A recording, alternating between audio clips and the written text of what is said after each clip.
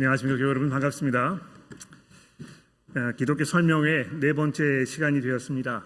저희가 계속 이 요한복음에 있는 말씀을 통해서 이날 벌어졌던 이 십자가 사건이 어떤 의미를 가지고 있는지, 이것이 얼마나 중요한 사건인지, 하나님께서 이것을 통해서 우리에게 무엇을 말씀해 주셨던 것인지, 또 그 결과적으로 이 기독교의 신앙이라는 것이 과연 무엇인지에 대해서 차근차근 생각해 보고 있는 중에 있습니다. 오늘 그 네 번째 시간인데요. 잠시 기도하고 우리 본문 말씀을 살펴보면서 과연 우리가 그리스도인으로서 산다는 것이 무엇을 말하는 것인지, 또 어떻게 그리스도인이 될 것인지, 이런 중대한 문제들을 함께 나누어 보도록 하겠습니다. 우리 함께 기도하겠습니다. 하나님 아버지, 감사합니다. 이 시간에 저희들의 마음과 생각을 지켜주시고 하나님의 말씀을 듣는 가운데 우리에게 큰 힘과 위로와 평안과 격려가 되도록 도와주시고, 특별히 이 자리에 예수 그리스도의 은혜가 무엇인지에 대해서 깊이 고민하며 마음을 정하지 못하신 분들 혹시 계시다면 하나님 그분들을 기억해 주시고, 오늘의 이 시간을 통해서 하나님 앞으로 나아가는 새로운 출발이 이루어질 수 있도록 도와주옵소서. 예수 그리스도의 이름으로 간절히 기도합니다. 자, 오늘 네 번째 시간의 제목은 인류 역사의 정점이었던 금요일 오후라, 이렇게 거창한 제목을 달아보았습니다. 인류 역사의 정점이었던 금요일 오후라.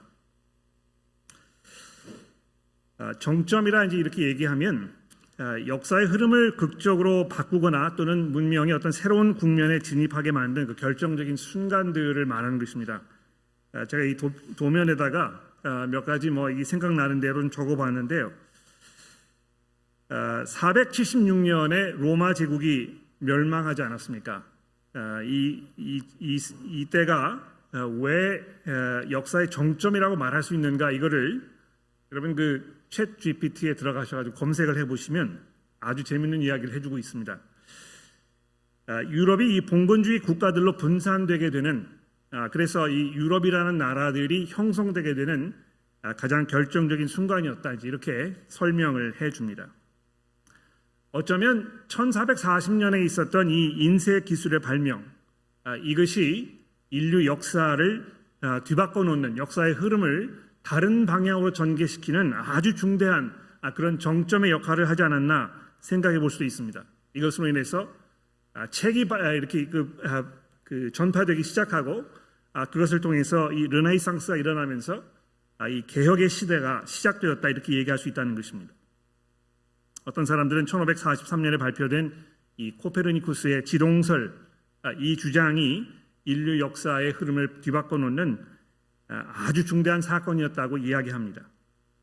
지구가 온 우주의 중심이 아니고 태양이 우주의 우리 행성계의 중심이며, 우리가 그 주위를 돌고 있다는 이 시각의 관점의 변화가 얼마나 충격적이고 얼마나 많은 논란이 일어났었습니까? 1799년에 막을 내렸던 이 프랑스의 혁명 역시도 대단히 놀라운 사건이 아닐 수 없던 것입니다. 자유와 평등이라는 이 인본주의 사상이 전 세계를 휩쓸게 했던 그 출발점이 되었던 이 엄청난 사건이 이 세계에 얼마나 막대한 영향을 미쳤는지 우리가 생각해 볼 수 있는 것입니다. 어떤 사람들은 19세기 말에 이 칼 막스에 의해서 시작됐던 공산주의의 출현과 또 이 볼셰비키 혁명이 정말 이 온 세계를 뒤집어 놓은 것이다, 이야기하시는 분도 있습니다.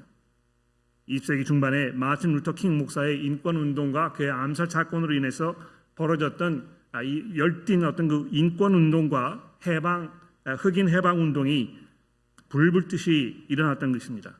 그 여파를 몰아서 남아프리카 공화국의 넬슨 만델라가 남아프리카 공화국의 이 인권을 되찾는 이런 그 일들이 있었지 않습니까? 최근 들어서는 이 코비드로 인해서 벌어졌던 이 팬데믹 때문에 이 디지털로 들어가는 이 체제가 보다 빠르게 가속된 그런 그 전환점이었다, 이렇게 얘기를 하기도 합니다.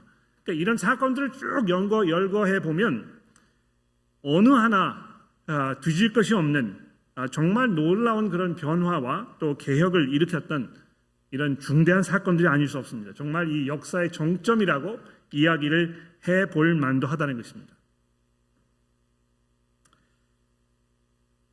그런데 오늘 우리가 읽게 되는 이 요한복음 19장에 있는 예수 그리스도의 십자가 사형 사건은 제가 이 주보 2번에다가 적어드린 대로 평범하다 못해 수치스럽까지 했던 그런 순간이었던 것입니다. 그러니까 아무리 눈을 씻고 이렇게 살펴보아도 이것이 역사의 정점이었다 이렇게 얘기하기에는 너무나 큰 무리가 있는 그런 사건이었다는 것입니다. 얼마나 많은 사람들이 십자가에 그 처형을 당했는가. 아마 여러분 그 스파르타커스라는 이름을 잘 아실 것입니다. 이 스파르타커스가 원래 검투사였는데 로마 제국의 봉기를 들면서 기원전 71년경에 대폭동이 일어나지 않았습니까? 이 사건 때문에 어떤 그 참혹한 결과가 벌어졌는지 아십니까? 로마에서 남쪽으로 약 한 190km 정도 떨어진 그 나폴리까지 이렇게 연결되는 그 도로가 있었는데요. 그 당시에 그 나폴리라는 도시의 이름을 이제 카푸아라 이렇게 불렀습니다. 그런데 로마에서 카푸아를 연결하는 그 190km 정도의 그 길 거기에다가 무려 6,000명이나 되는 사람들을 십자가에 매달아서 사형에 처했다는 것입니다. 주 70년에 막을 내렸던 유대인들의 봉기 사건 때도 그 당시 로마 사령관이었던 이 타이터스에 의해서 처형된 유대인들의 그 시체가 인산인해를 이루었다는 기록이 유대 역사가 요세푸스의 기록 속에 담겨 있습니다. 수많은 사람들이 십자가형을 당한 것이 사실인데 고고학적으로 그 유해 증거물들이 발견된 것은 거의 없다고 합니다만 여러분 그 인터넷에 검색해 보시면 화면에 보이시는지 모르겠는데요.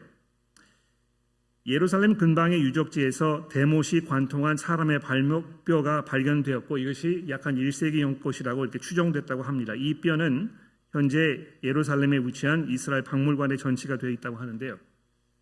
이거 이렇게 보면 얼마나 많은 사람들이 저런 그 끔찍한 고통 속에서 희생이 되었을까 생각해 보는 것입니다. 아닌 게 아니라 이 날도 예수께서만 십자가 위에 달려 돌아가신 것이 아니고 그와 함께 두 명이 함께 사형을 당했다고 오늘 성경 말씀이 증거하고 있습니다. 또 20절에 보시면 이날 십자가형이 집행된 곳은 예루살렘 성에서 아주 근접한 곳이었기 때문에 많은 사람들이 예수께서 달리셨던 그 십자가 위에 이렇게 설명해 놓은 그 죄명을 읽을 수 있었다 이렇게 이야기하고 있는 것입니다. 다시 말해서 굉장히 많은 사람들이 거기 지나다니면서 이 사건을 목격했다는 것입니다. 게다가 그 패를 유대인들을 위해서 히브리어로 기록했을 뿐만이 아니고 헬라어와 로마어 즉 라틴어를 말하는 것이죠. 까지 기록하였으니 여러 다른 민족 사람들도 그 장면을 목격한 것이 분명합니다. 많은 사람들이 거기 지나다니면서 그 장면을 보고 어떤 사람들은 코웃음을 쳤을 것이고 어떤 사람들은 고개를 흔들면서 그 참혹한 광경을 눈을 질끈 감았을 것입니다.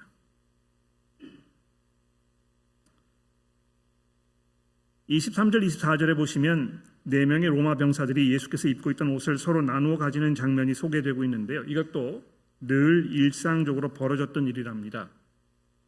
보통 4명이 한 조가 돼서 한 사람을 십자가 위에 못 박는 그런 일을 했었는데 대부분 십자가 위에 못 박히는 그 죄수가 가지고 있던 모든 소지품들은 그 사형을 집행하는 병사들의 몫으로 돌아갔다고 이렇게 되어 있습니다.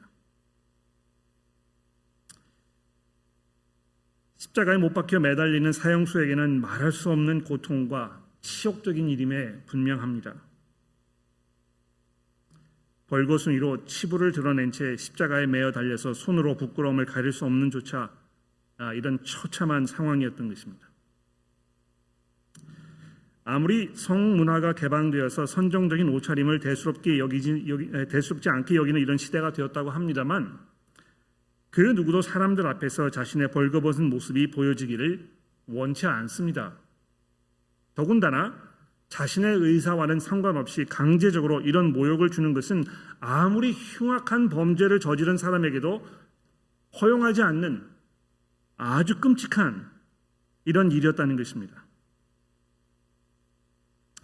게다가 25절 26절에 의하면 예수님의 친어머니와 또 이모 되시는 분, 그리고 그 이외에 마리아라는 이름을 가진 두 명의 여인, 그리고 예수께서 평소에 사랑하시고 아끼셨던 제자까지 이 끔찍한 장면을 그 자리에서 목격하였다고 설명하고 있지 않습니까? 수년 전에 제가 심장 수술을 받을 때 제 어머니께서도 장장 7시간을 병원 대기실에 꼼짝 않으시고 입술이 바짝바짝 말라 들어가는 초조함을 감추지 못하셨었는데요. 수술 받는 장면을 보지 않으시면서도 이렇게 초조하고 또 애가 타셨을 텐데,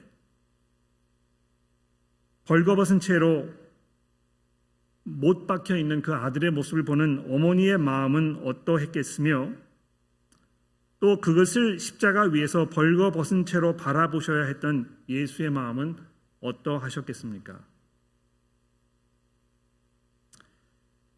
이런 평범하고, 제가 평범하다고 말씀드리는 것은 이런 장면이 수도 없이 매일매일 이 로마 시대에 반복이 되었었다는 것입니다. 6천 명이나 되는 사람이, 그러나 성경은 바로 이날에 이 사건이, 그리고 이 사건 속에 주인공이신 예수 그리스도 그 분의 이 죽음이 인간의 역사가 시작된 이후에, 그리고 인류가 이 세상에 존재하는 그 마지막 순간까지 전체를 통틀어서 가장 중대하고 가장 폭발적이며 가장 획기적이고 가장 기념비적인 순간이었다고 설명하고 있다는 것입니다. 그리고 이것은 성경이 설명하고 있는 바일 뿐만이 아니고 저를 비롯한 이 세상의 모든 그리스도인들이 한 목소리로 고백하고 있는 기독교 신앙의 핵심이기도 합니다. 설교를 시작하면서 몇 가지 예로 드렸던 그 굵직굵직한 모든 사건들을 다 한꺼번에 묶어 놓는다고 해도 우리 삶에 끼치는 의미와 영향력에 있어서는 예수 그리스도의 이 십자가 사건에 견줄 바가 되지 못한다는 것이 성경의 가르침입니다. 근데 성경이 그렇게 증거하고 있다는 것을 어디에서 어떻게 알 수 있는가? 오늘 읽은 성경 구절은 그렇게 이야기하고 있는 부분이 한 군데도 발견되는 것 같지 않은데, 도대체 그리스도인들은 어떻게 이런 그 터무니없는 이런 그 주장을 하고 있는 것인가, 이렇게 질문을 하실지도 모르겠습니다. 네, 여러분, 오늘 그 봉독해 주신 성경 말씀에 등장하는 아주 중요한 표현이 있지 않습니까? 아마 이거를 읽으시면서 이렇게 인지하셨는지 모르겠는데요. 이 본문 속에 3번이나 이러이러한 일이 벌어진 것은 성경을 응하게 하려 함이라, 이렇게 소개되고 있습니다.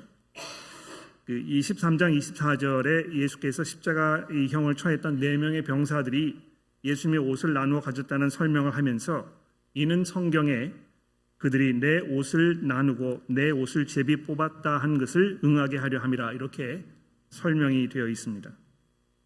또 28절도 마찬가지입니다. 예수께서 모든 일이 이미 이루어진 줄 아시고 성경을 응하게 하려 하사 이르시되 내가 목마르다 하시니.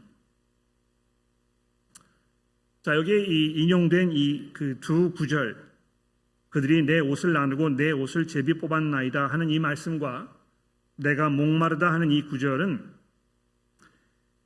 예수님보다 약 1000년 전에 그러면 지금부터는 약 한 3000년 전의 일이 되는 것입니다. 그렇죠?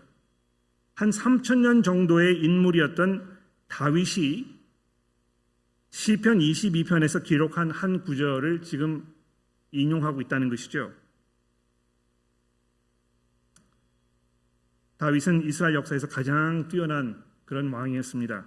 하나님께서 특별하게 그를 선택하셔서 하나님께서 아끼고 사랑하셨던 이스라엘을 다스리고 보살피며 이끄는 역할을 맡기셨기 때문에 하나님께서는 이 다윗을 통해서 이전에 겪어보지 못했던 번영과 이 평안, 안정을 이스라엘 사람들에게 베푸셨기 때문에 이스라엘이 다윗과 같은 이 위대한 왕을 갖게 되었던 것입니다.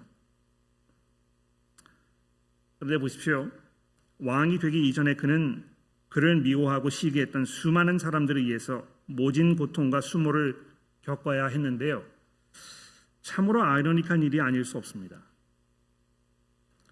자신들의 번영과 안전을 위해서 하나님께서 특별하게 보내셨던 왕임으로 그를 왕으로 받아들이고 그를 신뢰하면 반드시 그를 통해서 하나님께서 이스라엘 사람들에게 좋은 삶을 약속하실 것이라고 말씀하셨지만 이스라엘 사람들은 그를 원치 않았던 것이 이해하기 어려운 아이러니란 말입니다. 아무리 하나님께서 그들을 사랑하셔서 그들을 위해 특별한 배려를 하셨어도 사람들은 그것을 그렇게 탐탁지 않게 생각했던 것인데요. 그 본질적인 이유가 무엇이겠습니까? 왜 하나님께서 이렇게 선한 의도로 이런 일을 벌이셨는데도 그 일을 이루시기 위해서 보냈던 그 다윗이라는 사람들이 환영하지 않은 것입니까? 기본적으로 사람들이 하나님을 신뢰하지 않았기 때문입니다. 하나님께서 자신들의 유익을 위해서 애쓰고 수고하실 분이 아니라고 생각했기 때문인 것입니다. 하나님을 신뢰해봤자 유익할 것이 하나도 없을 뿐만이 아니라 오히려 자신들에게 해가 될 것이라는 불안감과 불신이 마음속에 깊이 자리하였기 때문인 것입니다. 하나님이 없이도 내가 얼마든지 잘할 수 있고 오히려 하나님이 계셨을 때 내 삶이 많은 제약을 받을 것이다. 이런 생각에서 하나님께서 보내셨던 그 사람을 용납할 수가 없었던 것입니다. 그래서 이 하나님에 대한 그런 불안한 마음이 하나님께서 그를 위해 보내셨던 다윗을 배척하고 핍박하는 것으로 고스란히 표출되었던 것인데요. 다윗이 이렇게 배척당하고 어려움을 겪으면서 그 경험이 얼마나 고되고 안타까웠는지 그 마음을 하나님께 기도로 표현한 것이 이 시편인데요. 거기 그 22번째 시인 시편 22편 14절 이하에 다음과 같은 말씀이 등장합니다. 나는 물같이 쏟아졌으며 내 모든 뼈는 어그러졌으며 내 마음은 밀랍같이 내 속에서 녹았으며 내 힘이 말라 질그릇 조각 같고 내 혀가 입 천장에 붙었나이다. 주께서 또 나를 죽음의 진토 속에 두셨나이다. 개들이 나를 둘러 에워쌌으며 악한 무리가 나를 둘러 내 수족을 찔렀나이다. 내가 내 모든 뼈를 셀 수 있나이다. 피골이 상접했단 말입니다. 자기 뼈를 이렇게 셀 수 있을 정도로 아무것도 남은 것이 없는 이런 처참한 상태를 말하는 것입니다. 그들이 나를 주목하여 보고 내 겉옷을 나누며 속옷을 제비 뽑았나이다. 하나님께서는 예수께서 이 세상에 오시기 1000년 전에 다윗의 일들을 통해서 사람이 하나님의 은혜를 온전히 누리는 자리에 나아가는 길을 어디에서 어떻게 찾을 수 있는가 미리 힌트해 놓으셨습니다. 사울 왕이 아니고 다윗이라는 왕을 왕으로 인정하고 그에게 머리를 숙이고 그를 의지하고 그에게 내 삶을 맡기면 하나님께서 약속하셨던 그 은혜의 자리로 나아갈 수 있다고 하나님께서 길을 보여주셨다는 것입니다. 하나님께서 보내신 이 특별한 사람, 하나님께서 정하시고 선택하셨기 때문에 하나님의 모든 성품과 하나님의 모든 영광을 하나님과 똑같이 누리시면서 함께 공유하고 계신 왕을 전적으로 환영하고 그를 신뢰하면 하나님께서 주시기 원하시는 참되고 풍성하며 온전히 영원한 삶을 누릴 수 있었다는 것입니다.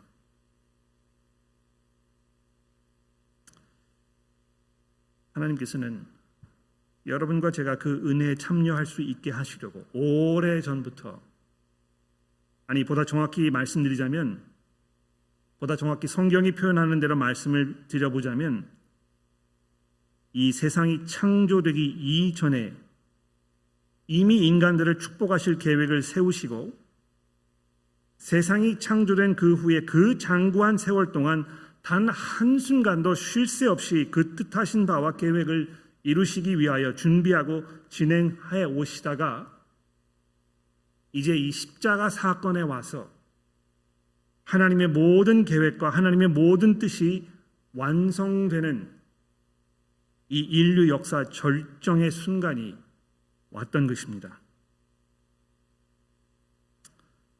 하나님께서는 바로 여러분과 저의 구원을 위해서 하나님의 정하시고 보내신 왕을 통해서 하나님께서 계획하고 준비해 놓으셨던 그 좋은 삶을 우리로 하여금 온전히 누리게 하시려고 이 사건을 이렇게 펼쳐지도록 인도하셨던 것입니다. 예수께서 벌거벗은 채로 온갖 조롱과 모욕을 당하시면서 죽음을 당하셨던 이 사건은 하나님의 계획의 결정체요 하나님의 지혜와 하나님의 성품이 집약된 찬란한 작품이었던 것입니다. 이 베토벤이라는 작곡가가 얼마나 위대한 음악가였는지를 알려면 그 생의 맨 마지막 부분에 작곡되었던 현악 사중주의 말기 작품들 13번부터 16번까지를 들어보아라, 이렇게 사람들이 보통 얘기합니다. 세종대왕이 얼마나 위대한 왕이었는가는 이 훈민정음을 통해서 확인할 수 있습니다. 시드니가 얼마나 아름답고 훌륭한 도시인가는 시드니 하버를 중심으로 아름답게 펼쳐지는 해변가와 화창한 하늘을 보면 알 수 있듯이 하나님께서 얼마나 좋으신 하나님이신가, 얼마나 믿고 의지할 만한 분인가, 얼마나 우리의 모든 것을 다해 예배하고 섬길 만한 분인가를 알려면 이 십자가 사건을 통해서 분명히 알 수 있게 되는 것입니다. 도대체 이 십자가 사건을 통해서 어떤 일들이 벌어졌길래 이것이 이토록 중요한 역사의 절정이라고 이야기하는 새로운 시대를 시작하는, 세계를 뒤엎어버리는 이런 사건이었는가? 이 본문 말씀에 몇 가지 굉장히 중요한 그런 그 정보들이 우리에게 제공이 되고 있습니다. 여러분 그 31절 말씀을 좀 보십시오. 여기 보시면 유대인들이 이제 안식일이 되었기 때문에 그 시체를 십자가 위에 두지 아니하려고 해서 빌라도에게 다리를 꺾어 시체를 치워달라, 이렇게 부탁하는 장면이 나옵니다. 그러나 예수께서 이미 죽으셨기 때문에 다리를 꺾지 아니하였다. 그리고 그 대신에 군인이 창으로 옆구리를 찔렀는데 피와 물이 나왔다. 이렇게 아주 자세하게 우리에게 설명을 해주고 있습니다.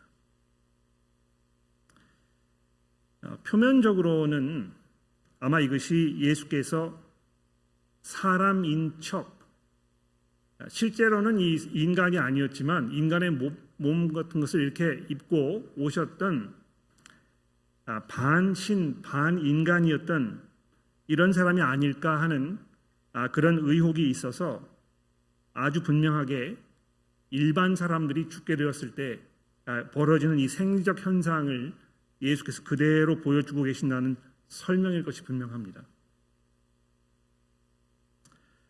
그러나 요한복음을 끝까지 처음부터 끝까지 자세하게 잘 읽어오신 분들께서는 요한복음에서 특별히 이 피라는 말과 이 물이라는 단어가 아주 중요한 의미를 가지고 있는 것을 아마 기억하실 것입니다. 예수께서 6장 53절에 이런 말씀을 하셨습니다. 진실로 내가 이르노니 인자의 살을 먹지 아니하고 인자의 피를 마시지 아니하면 너희 속에 생명이 없느니라. 내 살을 먹고 내 피를 마시는 자는 영생을 가졌고 마지막 날에 내가 그를 살리리니 내 살은 참된 양식이요 내 피는 참된 음료로다.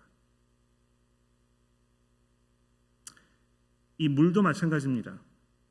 이 물이라는 그 단어가 요한복음 여러 군데에서 아주 중요한 시점에 곳곳 등장하는 것을 우리가 알 수 있는데요.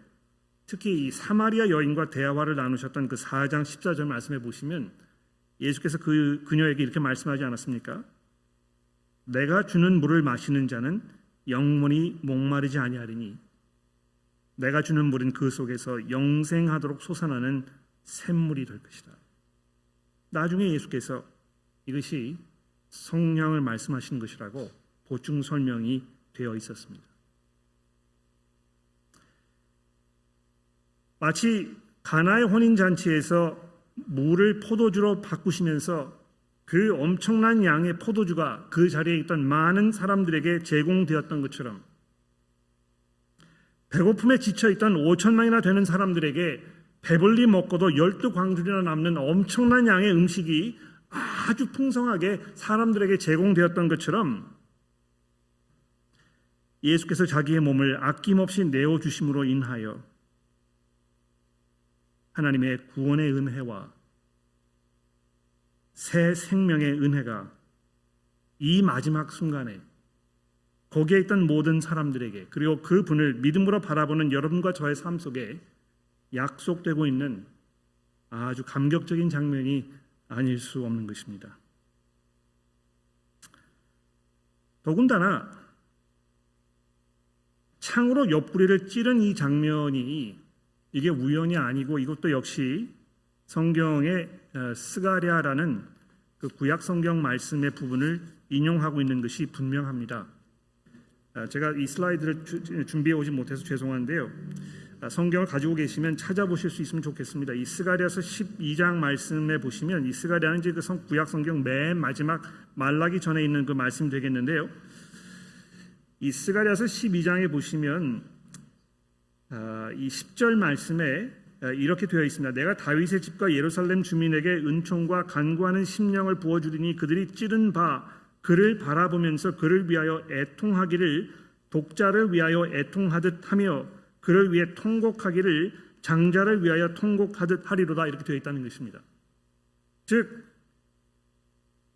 자기들이 이 사람을 찔렀지만 하나님의 은혜를 통해서 자기가 이 찌른 것이 얼마나 잘못되었다는 것을 확인한 후에 애통해하고 슬퍼하면서 자기의 실수를 하나님께 이 용서를 구하는 장면이 여기 지금 10절에 이 설명이 되고 있는데요.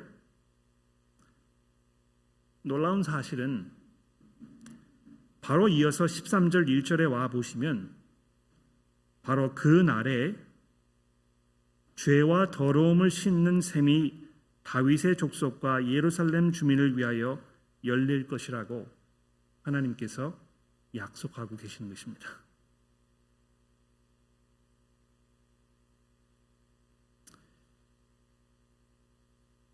예수 그리스도의 십자가 사건이 왜 중요한 사건입니까? 여러분과 저에게 하나님 앞에서 우리에게 새로운 신분을 약속해 주는 사건이기 때문에 그런 것입니다.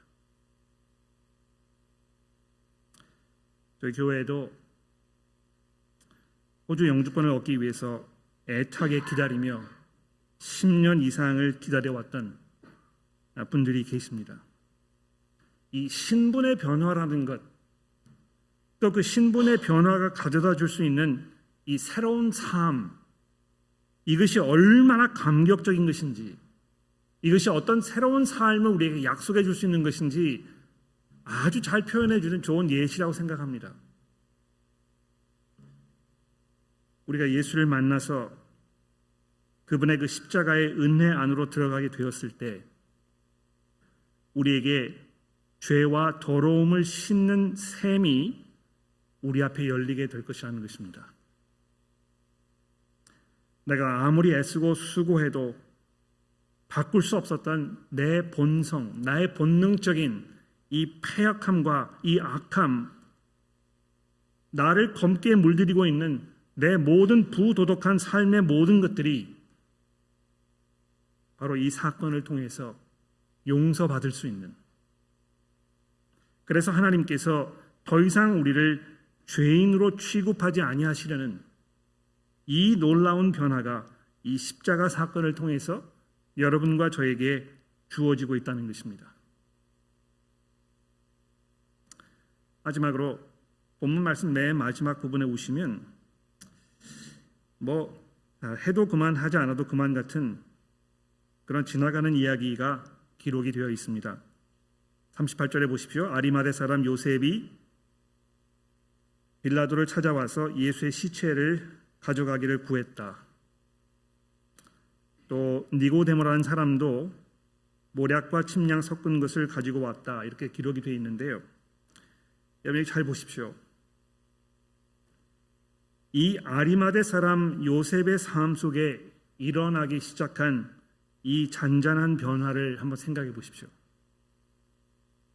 그가 비록 예수의 제자였지만 유대인들이 두려워서 그것을 숨기고 살아왔었는데 이 십자가 사건이 있은 후에 그가 자기의 정체를 드러내고 빌라도를 찾아가서 당당하게 자기 선생이었던 예수의 시체를 달라고 구했다는 것입니다. 니고데모도 마찬가지입니다. 니고데모도 이 요한복음 3장에 보면 사람들의 시선이 두려워서 이 유대 공회의 중요한 역할을 차지했던 자기의 신분이 탄로날까 봐 두려워서 밤에 아무도 그를 발견하지 못하는 그 시기에 예수를 조용히 찾아왔던 이 사람이었습니다. 그런데 이 십자가 사건 이후에 이도 역시 자기가 예수 그리스도의 제자임을 밝히기 위하여 예수의 이 장례의식을 인도하기 위해서 이런 조치를 취하는 변화가 이 사람들의 삶 속에 잔잔하게 일어나기 시작했던 것입니다. 아리마대 요셉이나 디모데가 후에 어떻게 되었는지 우리는 알지 못합니다. 그러나 우리가 알고 있는 것은 정말 오합지졸이었던 예수님의 제자들, 이 마지막 순간에 예수를 모른다고 부인했던 베드로와 그 밖에 모든 제자들이 하나 둘씩 예수 앞으로 돌아오면서 자기의 목숨을 그리스도 부활의 증거를 위해서 아낌없이 바치는 놀라운 변화들이 그 사람들의 삶 속에 일어나게 되었다는 것입니다. 다른 사람들은 몰라도 예수님의 제자들의 삶 속에 또 그 주변에 있던 많은 사람들, 예수를 따라다녔던 사람들의 삶 속에 잔잔한 변화의 시작이 일어나기 시작한 것입니다. 여러분과 저도 과거의 어둠 가운데 살면서 죽음과 죄의 권세에서 허우적거리다가 예수 만나서 참된 빛 가운데 소망하며 살 수 있게 된 것입니다. 이것이 얼마나 놀라운 변화이며 얼마나 기적과 같은 일입니까?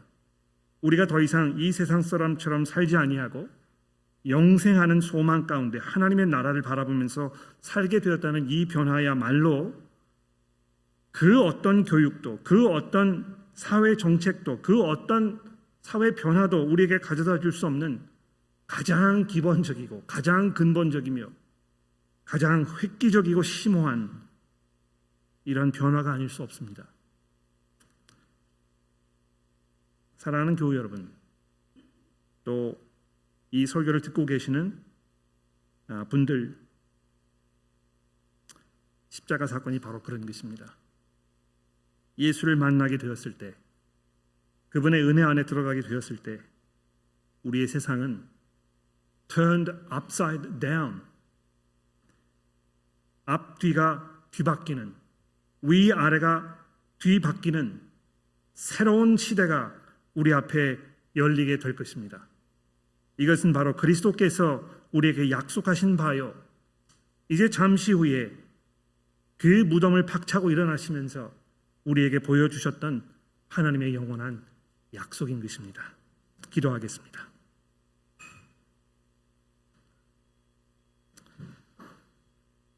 하나님 아버지, 처참하게 죽어가셨던 우리 주님의 모습을 바라봅니다. 그러나 놀랍게도 그 처참한 죽음 안에 하나님의 모든 능력과 하나님의 모든 지혜와 하나님의 구원의 경륜이 가득가득 담겨 있었음을 우리가 다시 한번 기억하며 경탄하지 않을 수 없습니다. 하나님께서 이것을 저희를 위해서 창세 이전부터 계획하셨으며 그 아들의 한없는 순종과 한없는 믿음을 통해서 한없는 진실함으로 완성하시고 이루어 놓으신 이 놀라운 사건을 기억합니다. 하나님, 저희가 그리스도를 바라보며 기뻐하게 하시고 평안을 누리게 하시고 용기를 얻게 하시며 참 기쁨 속에 소망하며 살도록 도와주옵소서. 예수 그리스도의 이름으로 간절히 기도합니다.